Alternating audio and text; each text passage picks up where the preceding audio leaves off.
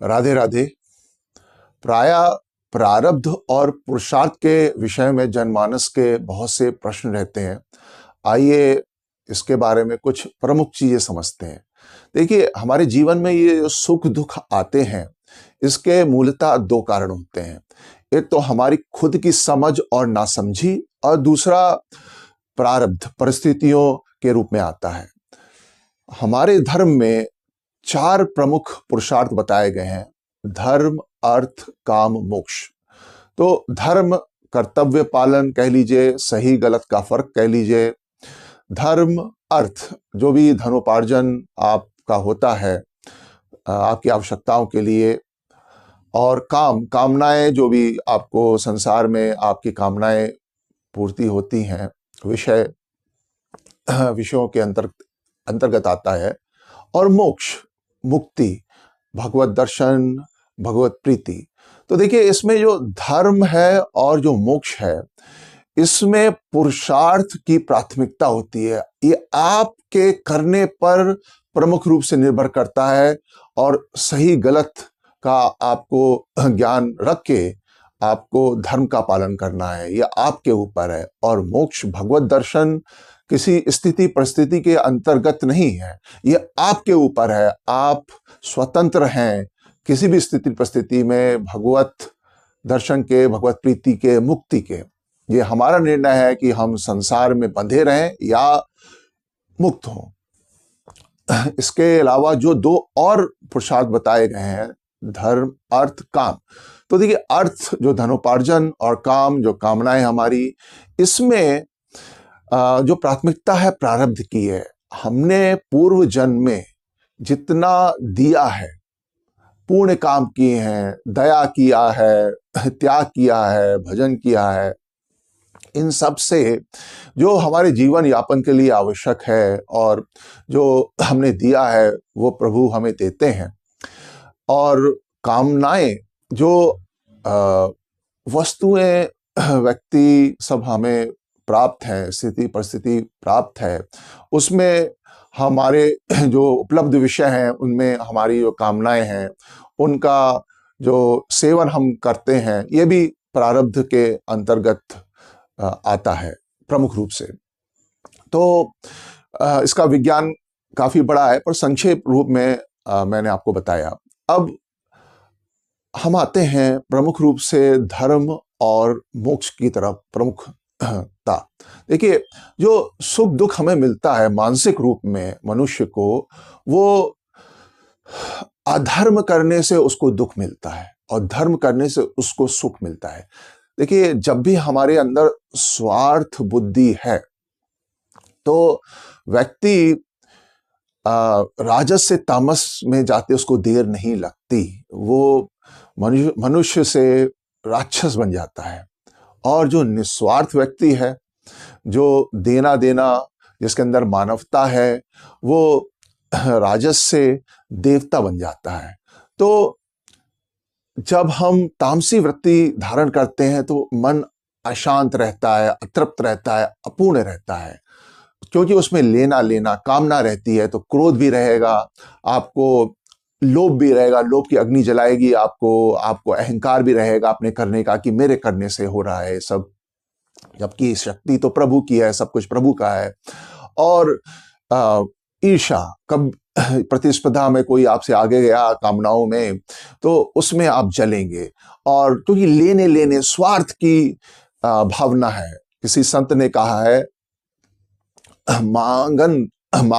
मांगना मरण समान है, मत मांगो तुम भीख, मांगन से मरना भला, ये सतगुरु की सीख। क्योंकि जहां आपके अंदर आवश्यकताओं से अधिक जो आपकी जरूरतें हैं, उनसे अधिक आपने कामना की, ये भ्रम रख के कि इससे हमें कुछ परमानंद मिल जाएगा, तो आपका पतन शुरू, अशांति शुरू।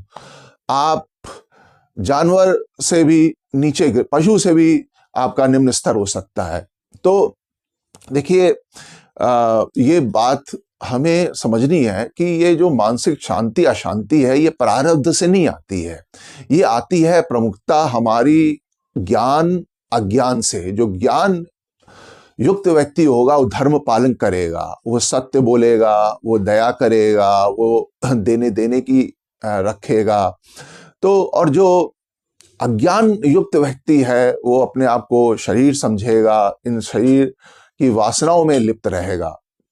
तो ये पुरुषार्थ का जो धर्म का एरिया है उसके बारे में प्रमुख चीज ये है। दूसरा, हमारा इस संसार बंधन में, क्योंकि संसार अनित्य है, प्रतिस्पर्धा है, इसमें तो दुख है ही, और इससे मुक्ति, इससे जो निवृत्ति है, जो भगवत दर्शन, भगवत प्रीति पाकर ही हो सकती है। तो ये हमारे हाथ में है, ये सुख हमारे हाथ में है। तो हमारे हाथ में है कि हम बंधन में पड़े रहें और दुख पाते रहें, जन्म मरण के चक्र में फंस के, और या भगवत प्रीति प्राप्त करके हम पूर्ण हो जाएं। तो ये पुरुषार्थ है आपका धर्म और मोक्ष। अब आते हैं, तो इसके सुख दुख को हमने समझा। अब आते हैं अर्थ और कामनाओं के बारे में। देखिए, हमने जो भी है इस संसार में भगवान का है। एक भगवान से ही सब प्रकट हुआ है, भगवान ही उसके नियंता है, भगवान ही से सब ऊर्जित है। तो जिसने हमें दिया है वही, उसका हमें मानकर वो सब हमें मिल बांट कर उसका उपयोग करना चाहिए। जैसे बच्चे जिस परिवार में होते हैं, अगर सहयोग करते हैं तो माता पिता प्रसन्न रहते हैं और उनको और देते हैं, और जो अपराध करता है, दूसरों से छीनता है, तो उसको बाद में दंड मिलता है। तो इसी तरह जब हमने अपने पूर्व जन्मों में दूसरों के हिस्से का हमने धारण किया और दिया नहीं, रोके रखा अपने आप को, तो ये पाप है। तो इस वश हम देखते हैं कि बहुत से लोग बहुत कुछ है, प्रतिभा है, कई चीजें हैं, पर कई कारणवश उनके पास धन नहीं रुकता, या कुछ लोग निर्धन ही जन्म लेते हैं, निर्धन परिवार में जन्म लेते हैं। तो ये जो अर्थ है, इसकी प्राथमिकता प्रारब्ध से होती है, और कामनाओं का भी आपके पास है वस्तुएं। मान लीजिए आपके पास लोग हैं, पर मान लीजिए आपका धन कहीं फंस गया है, या जो लोग हैं वो आपसे दूर हैं या आपके विमुख हैं, तो जो आपको उनसे सुख मिलना था वो नहीं मिलता। तो ये अर्थ और कामना का जो सुख दुख का विज्ञान है, संक्षेप रूप में ये ऐसा है।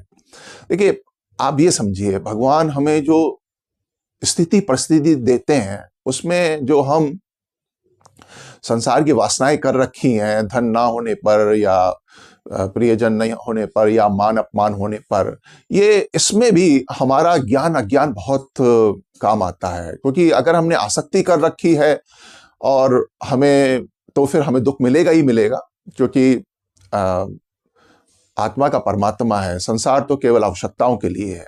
दूसरा, मान लीजिए आपकी आवश्यकताएं भी नहीं हो रही हैं पूर्ण, क्योंकि आपने पूर्व जन्मों में बहुत ही पाप कर्म किए हैं, दूसरों को दुख दिए हैं, और आपने धन संचय किया, लोगों का हिस्सा लिया, लेकिन दिया नहीं। तो आपको ऐसी परिस्थितियां, इस जन्म में आपकी आवश्यकताएं भी नहीं पूरी हो रही हैं, आपको खाने को नहीं है, आपको बीमारियां हैं। तो देखिए, ये भगवान की एक तरह से करुणा ही है, क्योंकि अगर हमें दुख नहीं मिलेगा तो हम अपने पापों के बारे में सोचेंगे नहीं। हम नहीं सोचेंगे कि क्यों हमें इस जन्म में ये दुख मिल रहा है, और फिर हम धर्म का अनुसरण करेंगे, भगवत पथ पे चलेंगे। तो इसलिए भगवान हमें ये दुख देते हैं कि हम पवित्र हों और इस भव सागर से, जन्म बंधन के चक्र से निकलें। आप सोचेंगे कि इस संसार में इतना दुख है, इतना दुख क्यों?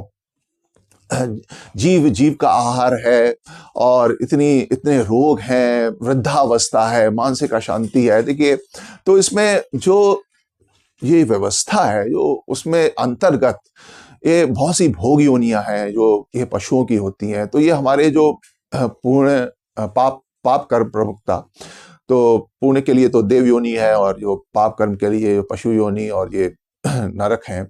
तो इन पापों का विमोचन करने के लिए भगवान किसी पक्षी को ऐसी जगह जन्म देते हैं जहां पर पानी नहीं है, और किसी को ऐसी जगह जन्म देते हैं जहां पानी है। तो ये जिससे हम समझेंगे, हम कहेंगे कि ये तो प्रभु की दया नहीं है। नहीं, ये प्रभु की दया है। वो हमसे ज्यादा जानते हैं, हमसे ज्यादा योग्य हैं। वो लंबी सोच से चलते हैं, हम छोटी सोच के चलते हैं। वो जो जीव थोड़ा भूखा रहेगा या उसको कुछ नहीं मिलता है तो उससे उसकी पवित्रता होती है, उसको सह के वो आगे अच्छी योनि प्राप्त करेगा। तो देखिए, ये जो भगवान ने संसार बना रखा है जिसमें हमें इतनी क्रूरता दिखती है, वो क्रूरता नहीं है, वो एक बहुत ही छिपी हुई दया है। और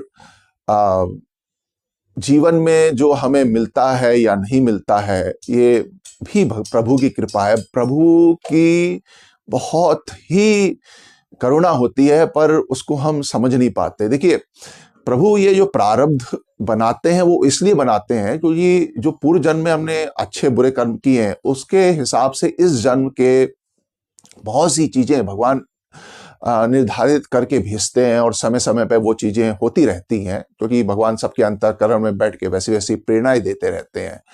तो जैसे आप ये समझिए कि आपके पास धन नहीं है इस जीवन में, तो आपने धन पिछले जन्मों में नहीं दिया होगा, दान नहीं दिया होगा, और इस जन्म में आपको कोई बीमारी है, गहन योग है, तो वो भी कुछ पूर्व जन्म का दंड है। तो प्रभु की करुणा छिपी होती है जिससे हमारे पाप कटे और हम पवित्र हों। ये बात समझना बहुत ही आवश्यक है, जिससे हमारा हृदय प्रभु के प्रति पॉजिटिव है। और देखिए, अब जहां तक इस प्रारब्ध का विज्ञान है, तो ये रामायण में कहा गया है कि रामायण में ये प्रमुखता कहा गया है कि हानि लाभ जीवन मरण यश अपयश विधि हाथ। जो ये हमें हानि लाभ होता है, जीवन मरण होता है, यश अपयश होता है, ये प्रारब्ध वश होता है।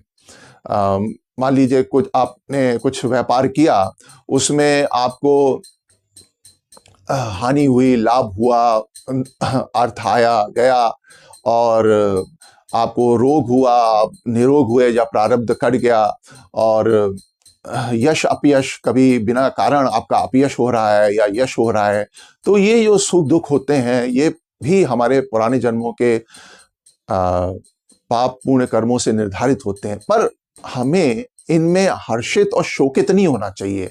अगर हम ज्ञान युक्त रहेंगे कि ये तो संसार अनित्य है, हमारा नहीं है, प्रभु हमारे हैं, तो जो दुख आएंगे उसमें हम शोकित नहीं होंगे, हम दुखी नहीं होंगे, हम विचलित नहीं होंगे, और जब हर्ष आएगा तो हम फूलेंगे नहीं, हम उसमें लिप्त नहीं होंगे, क्योंकि ये यहाँ के सुख रूपी जो भी हमें विषय मिलते हैं ये दुख ही हैं। तो भगवान ने जो ये प्रारब्ध बनाया है वो हमारी उन्नति के लिए बनाया है और निश्चिंतता के लिए बनाया है। देखिए, जो भी हमारा घर गृहस्थी, रोटी कपड़ा मकान, दवा दवाई, देख रेख, प्रभु बहुत सी चीजें पहले से सुनियोजित करके भेजते हैं, क्या मिलेगा क्या नहीं मिलेगा। तो प्रारब्ध बनाया गया है कि हम चिंता से मिट जाएं। देखिए, कर्म तो आपको करना पड़ेगा, क्योंकि आपको दुकान खोलनी पड़ेगी तभी ग्राहक आएंगे, आप कुछ करेंगे तभी आपको कुछ मिलेगा, और प्रभु सबको प्रेरणा देते रहते हैं। पर हमें यह ध्यान रखना है कि हमें चिंता नहीं करनी है कि क्या होगा कल, कहां से धन आएगा, क्या होगा। देखिए, सब भगवान के बच्चे हैं। आपको भी जो परिवार मिला है वो भगवान ने आपको सेवा करने के लिए दिया है, वो उनको आप भगवान का बच्चा मानिए, तो आप उनमें लिप्त नहीं होंगे। आप प्रभु में आपका प्रेम रहेगा और स्नेह रहेगा परिवार में, उनकी सेवा कीजिए, पर उनसे कुछ चाहिए ना, आप देने का भाव रखिए, तो आप प्रसन्न रहेंगे, आप धर्म युक्त रहेंगे। तो प्रभु ये जो प्रारब्ध बनाते हैं ये हमारी निश्चिंतता के लिए बनाते हैं कि हम अशांत ना हो, हम चिंता ना करें, और जो हमारे पास समय है, जो भी जीवन यापन में जो कम से कम समय दें, और हम जो हमारे पास जो समय है वो हमें भगवत चिंतन में, भगवत कार्यों में, धर्म के कार्यों में, उनमें लगाएं, जिससे हमारा अंतःकरण पवित्र हो, हम प्रभु के सन्मुख हो, इस दुख रूपी संसार से निकलें। देखिए, एक संत ने कहा है कि मुर्दे को भी हरि देत है, कपड़ा लकड़ी आग, जीवित नर चिंता करे, उसका बड़ा अभाग। तो प्रभु हमें इस यहाँ बेचते हैं पहले प्रारब्ध बना के, जिससे हमारी जो भी आवश्यकताएं हैं वो पूरी हो, या हमें दंड भी मिलता है तो वो भी एक कृपा ही है, और जिससे हम चिंता ना करें, क्योंकि अगर हम चिंतित रहेंगे, कुछ नहीं मिल रहा है, हमारी आवश्यक चीज भी नहीं, बहुत कर्म करें, अगर नहीं मिलता है तो हमें संतोष रखना चाहिए कि प्रभु शायद मेरी परीक्षा ले रहे हैं, मुझे पवित्र कर रहे हैं, मुझे दंड दे रहे हैं। तो कहा गया है शास्त्रों में, प्रारब्ध पहले रचा, पीछे रचा शरीर, तुलसी चिंता क्यों करे, भजले श्री रघुवीर।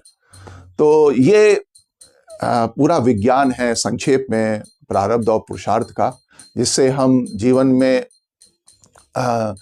चिंता ना रखें, और प्रभु ही सबके पालन करता है, वो ही सबको